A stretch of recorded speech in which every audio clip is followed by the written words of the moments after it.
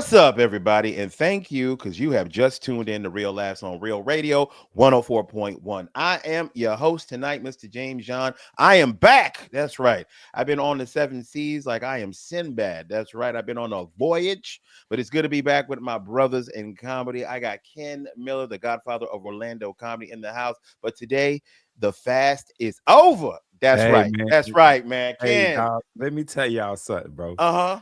I was on the, and I'm not supposed to talk about it, but Sean downstairs, and she don't listen to the show. Okay. So we are on our fast for our religious fast. We do it every January, and from the 1st to the 21st. So no meats, no liquor, no cigars, just fruits, Mm. vegetables. First shout out, I'm down 21 pounds. And Hey, and what come on, man. and it's crazy because she lost like 8 pounds, so she's so mad at me. Oh, yeah, salty. And I explain, I think the weight loss is because the whole thing changed. Like you gotta think, bro. When I go to work, I'm eating Chinese food, I'm eating Spanish food, like I'm eating the worst. So I'm just doing fruits and vegetables. But what got me was on the 22nd, I had my first drink. Mm. I almost fell down them steps, bro. That's funny. I was That's lit funny. off one. I was like, dog. I was dog. Hey man, hey man, you did this. You talking to a full-blown alcoholic. I had one drink after 21 days, bro, and I was lit off of one drink, bro. Ooh, One. somebody could have took advantage of you, some old Oh, for lady real. in So, Flagler County.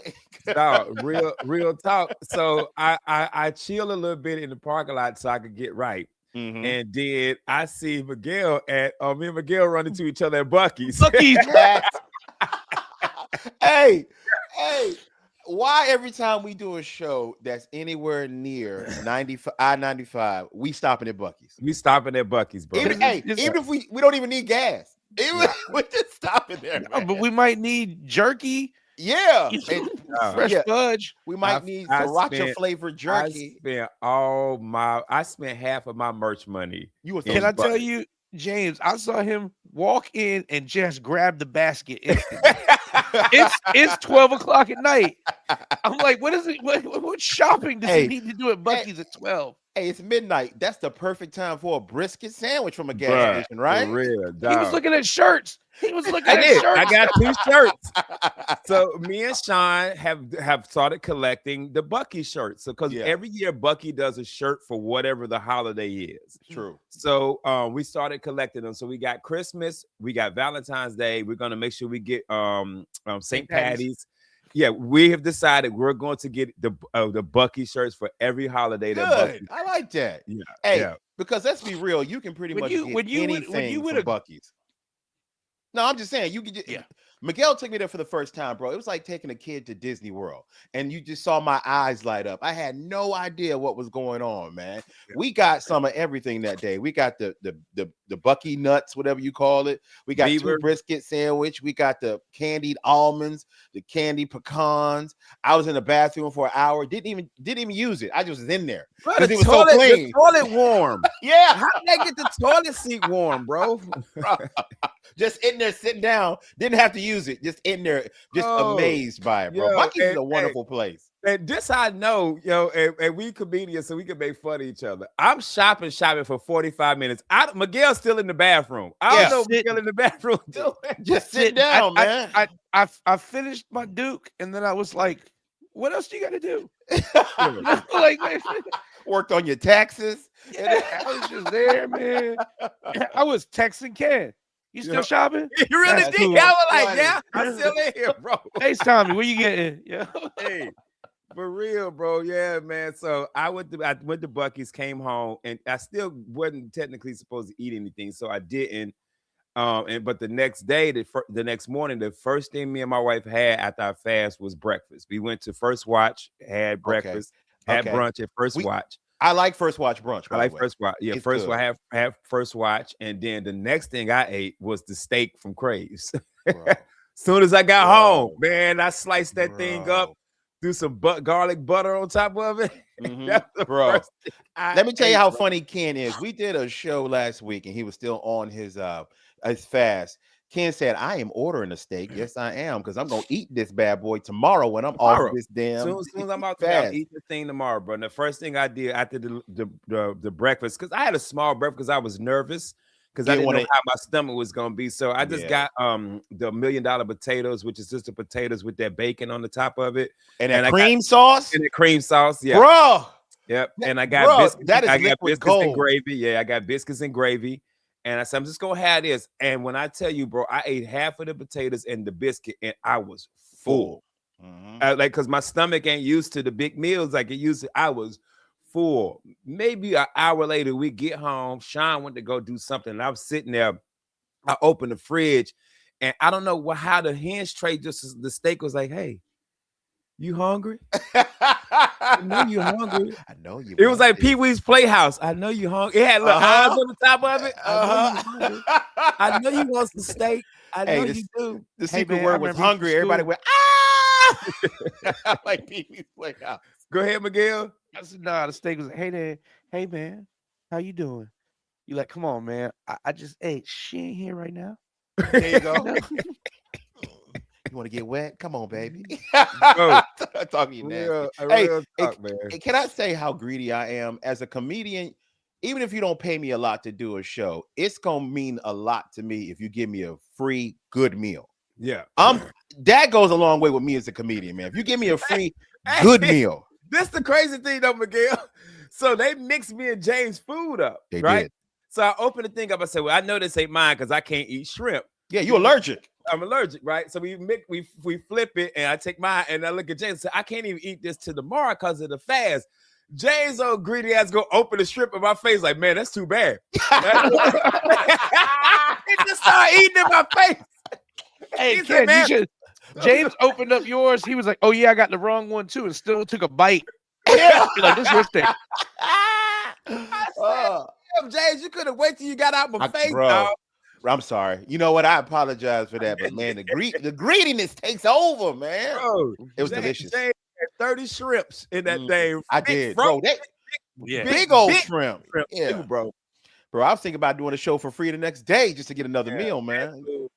Their food is so good. Them sides need some help, but the meat though, their food, their steak is so good, bro. And I only ate half, so when we done with this, I'm gonna go and finish the other half up there. I'm gonna make some steak Alfredo. Damn. Okay. Yeah, steak Alfredo. Can I tell you something? Can I tell you something weird about food and being on the boat? Like on a cruise ship, there's all kinds of food, which is great. But here's what happens to you. All the food you can't get on that ship, you start craving. Even if it's not even good quality food. Like I was craving McDonald's. Like I have all this great food on that ship, but the thing I couldn't have, I started craving. And stuff like grits. Like my wife's gonna make me like real grits when I get off here, because not everybody can make grits. Okay, I love grits, so do I. I would Miguel, real talk. I will eat breakfast any time of the day. That's us. I think that's all us comedians, man. That's why we get the Waffle House. To me, grits are like, do I want sand and butter? Yes. That's funny. Yeah. That's funny. Yeah. Yes, I'll take that. You know, dude, my sister came to visit, and when Kenny passed, and I had never, ever had it. My sister made grits with chicken broth.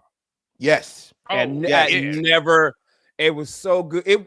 I wouldn't do it again, but I enjoyed it. But I wouldn't make it that way again.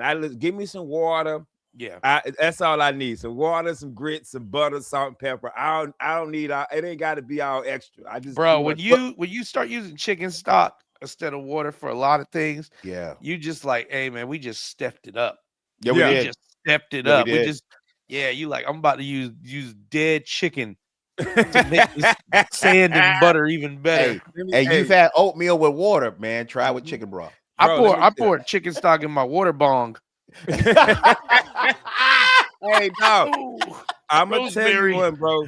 Hey, we got chicken stock in my toilet. Progresso got a chicken broth.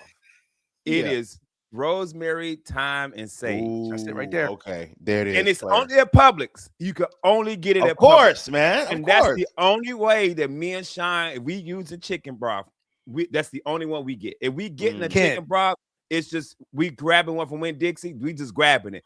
I'm driving to Publix to get that one with the seasoning in it. I'm with you. What's up, Gail? I was gonna say, man, just add it to something that needs water next time that you just wild it out, and you the flavors are gonna be right. Just be like, I'm gonna add chicken. I'm gonna tell you this much: a little hack, some instant potatoes, but you use like chicken stock and chicken broth. You got better than Crave potatoes, Correct. know, because they trying. Correct. Hey, when I make ramen noodles, I use chicken broth. Chicken broth. And actually, Swanson has a ramen noodle chicken broth now. Yeah, see, man. Yeah. I don't think I use water for nothing no more, bro. You take a shower at my house, you like, is that broth? Yeah, I got a rosemary on my booty. Rosemary in the booty is diabolical. Is that broth? What is that, bro? Bottom of the tub, just all brown. Brown in the mug, dog. Yeah. Girls be doming me up, be like, chicken? Yeah, man. Yeah, man. Is that a sriracha sauce? Is that white spicy? Nah, you gonna need to go to the doctor. Yeah. It'll clear up. It'll clear up. Cranberry juice, you're good to go.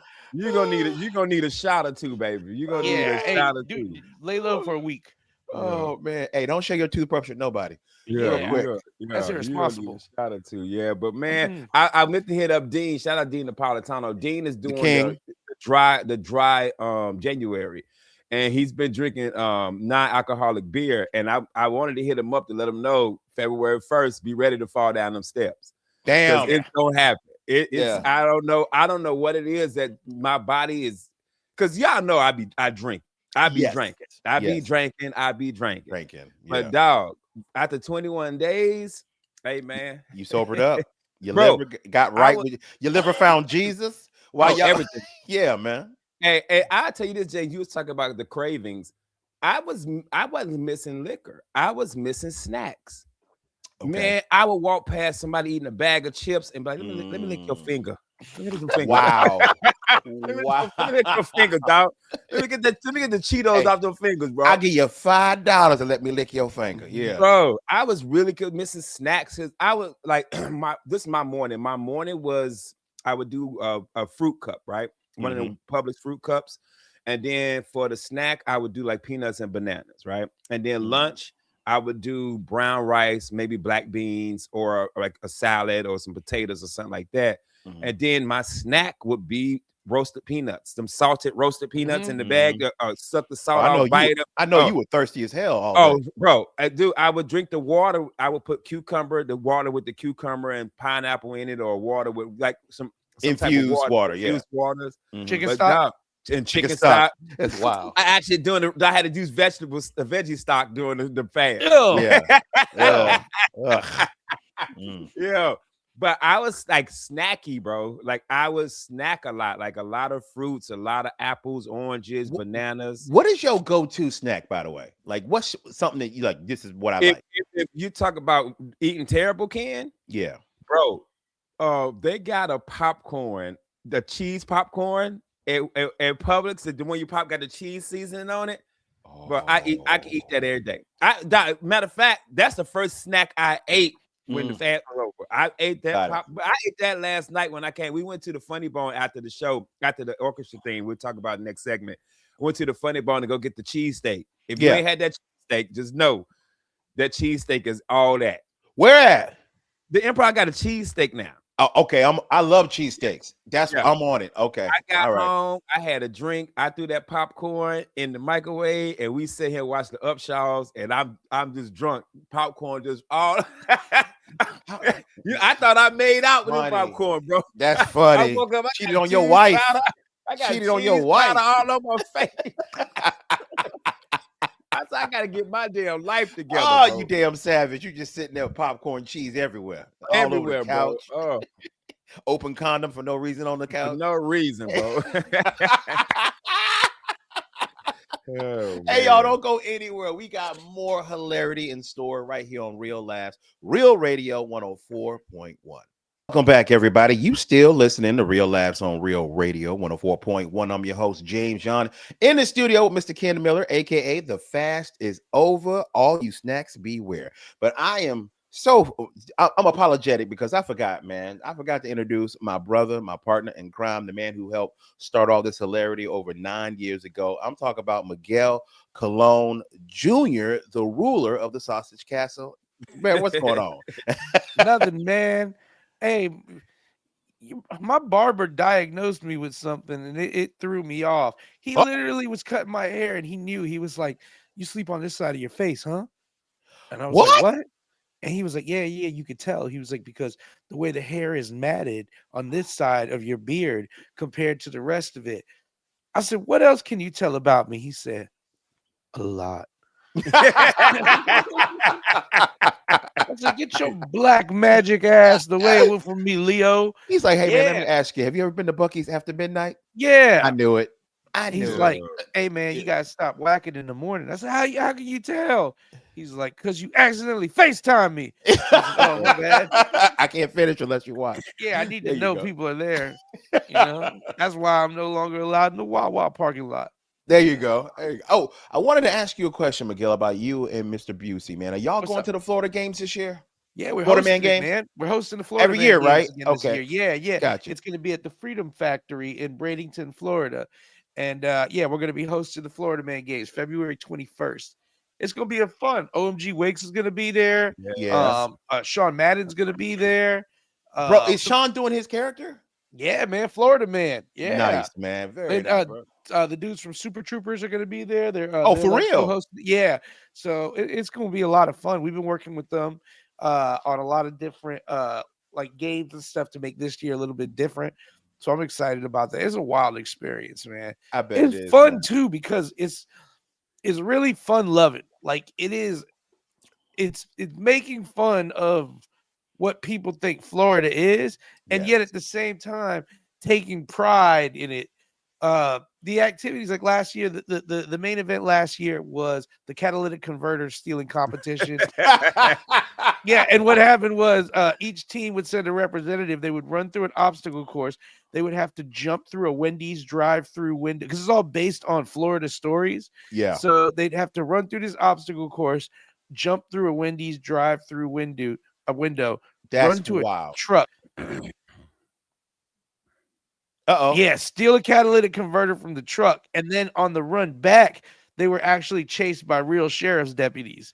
So That's real sheriff's funny. deputies in full gear chased them, and Uh, our team. So Orlando didn't have a team. I don't know why they didn't have a team for Orlando at the time. So at the actual event, they were like, "Hey, Mike, why don't you coach the Orlando team?" And so Orlando picked a team from the audience. Everybody else's teams have been built up and known about this. The team that won, I believe, was the Jacksonville team, and they sounds no, right. it wasn't the Jacksonville team. It was the I think it was the Flagler team. Man, I can't remember. But the team that won had won the year before. Okay. And they had been practicing all year. It was a bunch of these dudes. They had everybody had costumes in their team. They were all like bald Hey, eagled America up, and hey, they how won do you practice stealing those? every day. Dedication. Yo. Our Bro, just team, out there. the Florida team, got picked from the audience. We were like picking dudes from the audience, and Carly was on our team, and our team, out of like I think it was 8 or 9 teams, got second place, even though that our team didn't even know they were playing in the event till that day. Those people were just like, "I'll do it." They answered Okay. the call, bro, and our team was wild, man. Our team was a mix of all these people, but during the when we were picking the who's gonna do what game, Yeah. this one dude was like, "I'll do the catalytic converter stealing contest." He was a Mexican dude, and I looked down and he had cowboy boots on, and I said, "Hey, bro," I said, "You gonna be able to run from the cops wearing cowboy boots?" And he goes, "I always wear cowboy boots when I run from the cops." That's all I wear. And he flew. That's Our crazy. guy flew. I was like, That's man, crazy. the That's cops didn't catch wild. our dude either. Our No, dude beat him. He was that's amazing. wild. And these are Florida, real cops chasing them. in uniform and everything, real Yeah. cops with Mhm. the vests on. And then when they get you, they're copping you. They're taking you down to the ground, Mhm. shoving you. Oh, my favorite competition in all of it was the Publix Hurricane Brawl. They set up a grocery store aisle, and then they Yeah. set up 2 shopping carts, and one of your teammates is in your shopping cart and you're pushing it, and you pass another team and you guys joust. You have those big sticks, just That's like, wild. and you knock, and then after you joust, you turn around and you go to the Publix grocery store aisles and you start grabbing all the stuff you can off the shelves. It's supposed to be hurricane supplies. And at the end of the event, whoever has the most like money of supplies wins. And there's no rule that said you could or couldn't do this. But every time people started loading up on their Publix supplies, they would literally be like wrestling the other team. And I got a video. I will send you. One big dude in orange team, I can't remember what team that was, literally grabs the two other team guys that are trying to throw stuff in the cart and suplexes them. Dang. He's like, burr! It was an all-out brawl. Like, people were getting knocked around. That's Florida, baby. That's Florida. Dudes Brazilian jiu-jitsu at each other on the ground, like, just fill the cart up. I got this guy. And like, it was brawls going down. Hey, Miguel, how fun is that day, man? Honestly. It's amazing. It's alcohol there too? Man, yeah, James. What, you think you suplexing people in a grocery store? You're not drunk? Teams were getting lit. Out in the sun, though, because the sun's different, all man. Day. All day. And then at the very end, once the teams won, they were like, hey, there's a award ceremony. Everybody like, man, I'm done.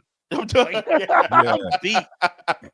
The cops really have to arrest some people. Like, there was like 12 arrests. There was an arrest during one of the games. During one of the games, somebody just ran out to try to help one of the teams because it was from their city. Yeah, and the cops were like, you can't do that. They weren't even on the team. Their city was just losing, and they jumped out of the stands like, I got you. Mm-hmm. There was fights. It was beautiful, man. Do y'all bring the tour bus out and all that? Yeah. Oh yeah. We were out with everything, man. We brought all our golf carts, our tour buses. We had a whole pavilion going. Nice. And I'm telling you, it was wild. OMG Wicks, I seen him looking around. It was like Saving Private Ryan on the beach. I just seen him looking around all in shock. And I'm like, yeah, man. This ain't one of them little cute reels, is it, dog? Real life, I say. About this player. Bro, because real talk, if you ever meet him, he's such a cool, humble, down-to-earth dude. Yeah. You wouldn't even think that the Florida games would be something he would be a part of. Yeah. But but OMG is Wicks. He Florida. That's hey, dog. Everything we talk here, Ken. I'm gonna get you come out here go python hunt, and I was like, no, yeah, no. You know what? After consulting with my team, we're gonna go ahead and pass on that. Like, nah, that ain't what I do, Playboy. No, that ain't what I do. You ain't trying to python hunt? Come on. I'm like, nah. Yeah, how about nah? Nah. Hey, yo, this can't swim. We were talking like. Wicks. Hey, I was like, bro, how can you not swim and you doing all this? Like, he can float. That's the running joke between him and Mike, that he can float. I was like, bro, you out here doing all this stuff in water and this and that. I said, you can't swim? He a real Floridian if he can't swim, because there's a lot of, believe it or not, there's a lot of Floridians who can't swim because they won't get in water. Crazy to me. It is crazy. There's a lot of Floridians in a certain race that can't swim, James Young. Yes, that is correct. Because pretty much every Floridian, every Florida water-based, man. Yeah. My people, sometimes in Florida, we don't swim. Hey, I do. I watched the whole documentary, man, about basically no swimming, but black people and no swimming in the southern states and across the United States.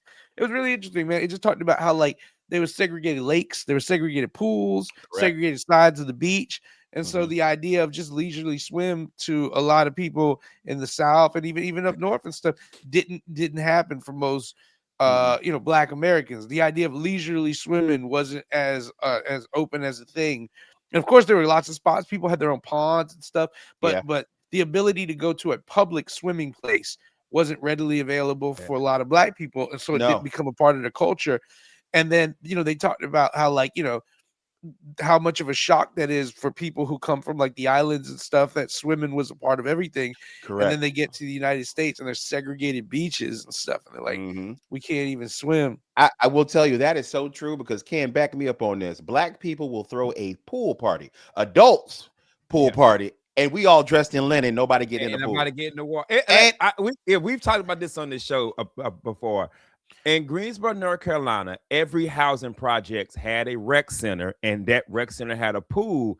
And we look forward to the summertime. It was 25 cents to go swim. Yeah. And so when I got around black people who couldn't swim, I was like, what do you mean you can't swim? Swim. Yeah. You had no pool in the projects. They were like, you had a pool in the projects? Yeah, they were like, projects got pools. Yeah, you know? We had a nice one. Hey, the rec center, man, we had to save it, man. You know, the big corporations gonna take it. Now you get older, you like, hey, I hope that corporation buy that rec center and put a public there. I'm tired of these damn kids popping and logging. You hear that, Turbo? Good job. Bro, man. Yeah, so it was shocking. Like when I went to the military, you had they make you jump off of a high diving board with all your stuff on and your rifle, and you gotta swim to the other end. And we wasn't Navy SEALs or nothing. They just made us do it. And then once you got to the end, it was like black dudes. They in the pool. I'm like, what is you can't swim? No, it was Miguel. You talking about culture shock? Yeah. It was a culture shock for me as a black person when I met somebody black that couldn't swim. I didn't even know that was a stereotype until I got in the military, bro. Definitely in the South. In North Carolina, every housing projects had a swimming pool, bro. There you go. So I was shocked, man. It was shocking to me because y'all was a bunch of uppity tigers, man. I know. Yeah, out there. I'll tell you, was another shocking one to me was how many black dudes keep their shirt on sometimes in the pool. Yeah. I'm like, y'all born with abs. Hey, what about the viral video? The thug gets in the pool with his jeans on. Yeah, remember that the black dude had on black jeans in the pool. Like, bruh. You can't be a thug everywhere, y'all. Them jeans gonna be so tight when he gets out too. Yeah, hugging them apples. And the other funny thing was once we were done with getting tossed in the pool, drill sergeants ain't no fun. So they were like, all right, privates, we gone. Y'all got 45 minutes for 45 minutes, they let us swim. But we had to keep our BDUs on. So we're in the pool. We're in the pool and with our brown shirts and our BDU camo pants. We got to take the jacket. And we swimming. We were just so happy that we were away from the drill sergeants yelling at us. We had 45 minutes. They came back and got us. We soaking wet. They made us march back from the pool back to our headquarters where we were at. And they smoked the hell out of us because we had fun swimming, and they wanted us to have fun, and they marched us back wet, soaking wet, and smoked the hell out of us. Damn, for having fun. Oh, y'all want to have fun? Hey, this is for you knowing how to swim, black people. Get your ass over here. Everybody have a good time. What the hell you having a good time for? Oh, that's right. That's right. That's right. Man, we got back. Drill sergeant Cobb was like, half right, left, front leader rest position, move. We were like, what did we do? Oh, y'all want to swim and have fun? 1, 2, 3, 1, 2. I was like, dog, we can't even swim. Nope. You told us to swim. I didn't tell you to have fun. Uppity tigers. Did they? Hey, the swimming pools around y'all neighborhood, did they have a high dive? No. That went away. Because they weren't indoors and stuff. No. I know they might be outdoors with them, but when I lived in South Carolina, every pool was just a big rectangle in the neighborhood, like correct. The rec center pool. Yeah. We didn't have none of that fancy stuff like y'all with high dives and all that. High dives, baby. Nah, bro. Hey, y'all don't go anywhere. We got more hilarity on the way. We're going to give y'all a personal service announcement about what you don't do when it comes to booking a comedy room. We'll be right back. Real Laughs, Real Radio 104.1. Everybody, we appreciate y'all hanging in there with us. It's Real Laughs on Real Radio 104.1.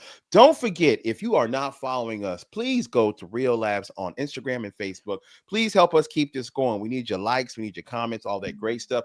And we're trying to get our YouTube up this year. It is 2026, and we need to actually get our followers up to 2,026 followers for 2026. So I need y'all to go to YouTube, find Real Laughs, and help this thing keep going for 9 more years. Subscribe, like, comment, and share all the hilarity so we can keep it going. Now, Ken, you were telling us something before we actually started recording, man, about you was having a conversation with somebody who doesn't know comedy. They're not comedians. They don't do it. They don't know how this works. But you were talking about the fact about when it comes to a comedian booking comedy in a room, it is one of those unwritten rules. As another comedian, you never go in that same room and try to book comedy because that's considered poaching. Explain that for people who don't really understand what I'm saying. Yeah, we got on a conversation. We just did a club, and the club we did, phenomenal club. We love going. It's booked by another comedian. And the person was like, hey, if you guys want to book this, and we were like, no, somebody else is already booking this. We're not going to step on those toes. And the same thing happened to me. Somebody hit me up and wanted to do a night on Saturday. Now, this place already has a mic on Tuesday. And I was just like, no, I can't do that because my friends are already running a show on Tuesday. Well, that show have nothing to do with Saturday. I said, I understand that. But they already have the room on Tuesday. Just ask them. Yeah, go to them. And absolutely. Well, you're the touring headliner. I feel like you got more connects. I said, I do. But I know my connects ain't going to want to do this room on a Saturday. Yeah. No. Period. My connects want to go do some clubs and some big theater. Like that's the connects I have.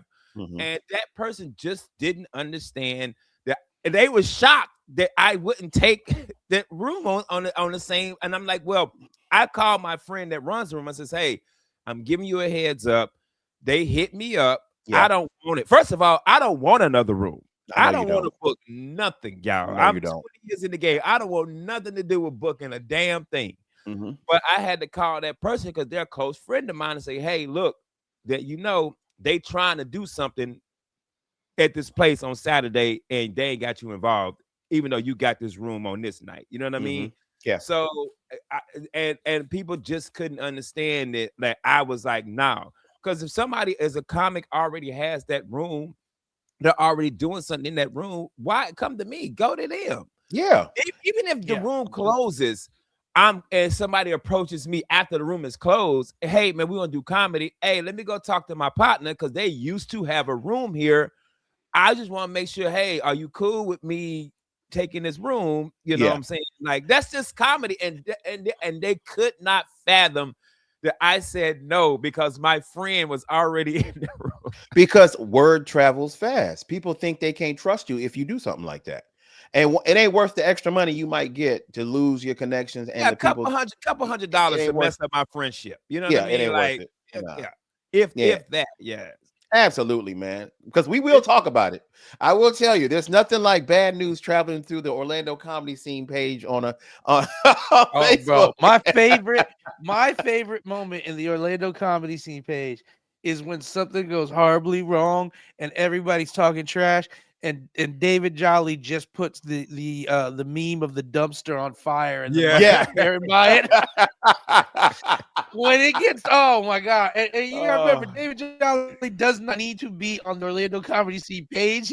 He's doing tours and doing theaters in Madison Square Garden, and still, it'll be a fight going on the Orlando comedy scene page, and then out of nowhere, you'll see a blue check mark David Jolly. The dumpster on fire for a long time. Do you remember when the Orlando comedy scene page, its actual photo was a dumpster on fire? I remember for a while. Yes. Go ahead, Miguel. No, there's just nothing like a page full of people that are supposed to be representing maybe an entire scene of comedy, but understanding this, that the comedy scene and the comedy business are two different things. So there's probably 25 people altogether in Orlando that are working comics in this whole area. And I'm not even considering just Orlando. That goes up the coast and everything. But there's 300 people on this page. At least. And they're talking as though they represent everything. And it's just wild. It is because it'll be two comics you never heard of. Never heard of. I've been in this game 15 years. Y'all never worked with Who Put It? Y'all never worked with him? I know every name that rings out in Florida, Southeast, man. Yeah. To this point, and no bragging, but everybody here, we've been at a club in Chicago, and you like, oh, okay, man, I know you, and they're like, yeah, I know of you. We just never met. We're talking, and I'm in the Orlando comedy scene page, and there's two comics I never heard of arguing, and 30 other comics I never heard of are chiming in, and they're talking about stuff I know they don't know nothing about. Yeah, they're like, oh, well, when I headline a room, what room you headline? my room did you headline? My own room when I'm at home. Yeah, that's that Bucky's bathroom. There you go. You know? Damn. I headlined the Buc-ee's bathroom. Ken knows I did a 45-minute set in there. That's funny. He killed it. Dog, I swear I'm with you, Miguel. You'll go look, and it's funny because it'd be a dumpster fire, but none of the comedians who are well known who actually contribute to the Orlando scene have anything to do with it. Nothing. It'd Nothing be at all. And you'll click on the comic, you'll be like, who is this? And it'd be the same 3 to 4 comedians who nobody can. They're always the most unfunniest comedians too. Oh yeah, it's always the worst comics in that scene. And two, what's also funny is I had to explain to other people that this happens in every scene. Yeah, we just seeing it because we live in Orlando. Yeah, it happens every city, Chicago, Atlanta. Yeah. It's a group. It's a comedy scene group where they're in there arguing and fighting about some BS always. Yeah. I love when I hear comics that are new say stuff like, I don't do this for money. I'm like, well, that's where you and I differ. Because I do. Yeah. This ain't a hobby. I know you this don't. Is my job. I know you don't, man. Ain't nobody offering you money. Yeah, I know you ain't got you don't have to bring up to me that people don't pay you for this. I understand that. I like when they're just giving each other advice. And I'm like, what advice are you giving? How to get to an open mic early to get your name on the list? There you go. You know, how to order a PBR and look cool. Yeah. Yeah. When they go, I like when every now and then they don't know and they go, like, they'll have a post, somebody will put, because every now and then it has happened to pretty much all of us. We think for some dumb reason we see a post and we think, oh, I can help them with that. Somebody be like, hey man, trying to figure out a way to do this, blah blah blah. And for no reason, we know better. You see the post, and you're like, I got this. Be like, hey man, this is what you need to do. Go to this place and talk to this guy, and he'll take care of you. And you think as you post it, you're like, yeah, I'm being a good old unk here, helping him out. And then 45 minutes later, you go back and you're like, oh, I got 600 messages on my post. And people are like, I would never work that place. You know that place doesn't book blah, blah, blah. Oh, I know that place is horrible. Yeah, these old comics think blah, blah, blah. And I'm like, who the are all these people I've never worked with? I'm the one getting money here. If you want advice on how to get money, there are 25 people in the state of Florida that can give you advice on how to make money in comedy, guys. I tell people all the time, I'm like, real talk, in the entire United States, highest number I could say is there's 500 to 1,000 road comics, real working road comics. That might be real true. You're probably very right. Yes. Everyday comedy road comics. That's it. They do this for a living. Yes. Do this for a living. So 15 years in this game, I would say I know personally 30% of them. And then I've heard of and I have relations with another 50% altogether. Like I know so and so, but I never worked with them, but we know each other. I know her. We never worked with each other. We know each other. So when you get on one of this like page and there's 600 people commenting on something, understand there's only 25 people in this state that are actively working all the time. Add another 75 that are on the road sometimes, but there's 100, maybe 100, 200 comics at the most. At any time, there's 100 comics working in Florida, 25 full-time, every day, every minute comedy, and then 75 to another 150 comedy is what they make a living, but also, they got a laptop they work on and they do a commuter job, but they on the road. But real talk, man, 100 to 200 people in the state of Florida are on the road every day making a living on this. 25 of them big enough to be doing arenas with people. Yeah. And there's 752 people commenting how to make money on comedy on this post. Unfortunately, you are so right, man. Not even being salty, not even being the old people. But I'm not a 12-year-old girl at a Chinese restaurant, but this math ain't adding up. There you go. Math ain't matching right now. Even if you carry the one. Yeah. Which is funny because there is a 12-year-old girl that work at the Chinese restaurant downtown Orlando. Every Chinese restaurant. Why is she not in school? What can she learn better than working at her family's restaurant? Because she already graduated high school, Ken. One time I went, me and my partner went, and she wasn't there. I was like, what they do to this little girl? Hey, best time there's one in Mount Dora I went to. and the little girl was practicing her violin. It was so Asian stereotype, and she was practicing her violin, and it was so beautiful. And like we're sitting there, everybody's waiting for their order. There's always like 2 people sitting at the little table. You know, the restaurants you'd walk in, table. and it was so beautiful. I was like, man, and guys is amazing. I'm like, wow, this girl, she's 12-year-old girl. Like, this is so talented. And when she put her violin away, we were all clapping. She smiled. Her mom literally came out. Time for the racist accent. Her mom comes out. She goes, "Why you play around with violin? Why not work?" And I was like, "She just we're all like, that's her playtime, mastering the violin." Wow. I was like, man, oh my gosh, the values on education and curricular activities that most Asian Americans I've met have outweigh every other culture. Everything. Their value on work, do good school. Because I'm like, hey, if that was a Puerto Rican restaurant and I was a 12-year-old kid working the counter, I got a Game Boy. Yeah, you do. Yeah, and I'm forgetting to charge you. Thank you, sir. That's your food. They're like, hey, did you charge him? Oh man. I was in the middle of this Pokemon fight. Yo, dog, real talk. That's funny. I was just somewhere the other day getting food.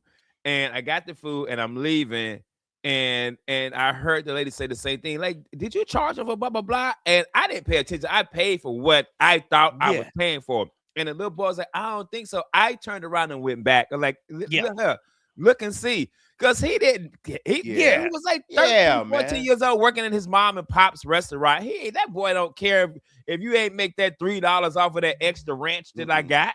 They're going to make him kneel on rice. Oh my God. Yo, have him kneel on rice. Ask your Asian homeboys about kneeling on rice. Bro, that's a real punishment, man. You ain't lying. That's why I'm laughing. How you get him shouted? Oh, bro. Gotta be. Hey, you gotta train like in 36 chambers as a Chinese kid. That's wild, bro. Kneeling on rice is crazy. Kids like, I learned a special technique of shadow boxing. Let me show you. God bless, man. Hey, man, before we go, we got about a minute left. Where are you gentlemen performing this weekend? Dog, I got nothing, bro. I really don't, man. Like, I got a couple of weeks off, and then my next show will be actually Valentine's Day, man. I'll be in Tallahassee with OMG It's Wicks. Nice. So you're not doing nothing, man. Valentine's Day, hit me up. Check the social media.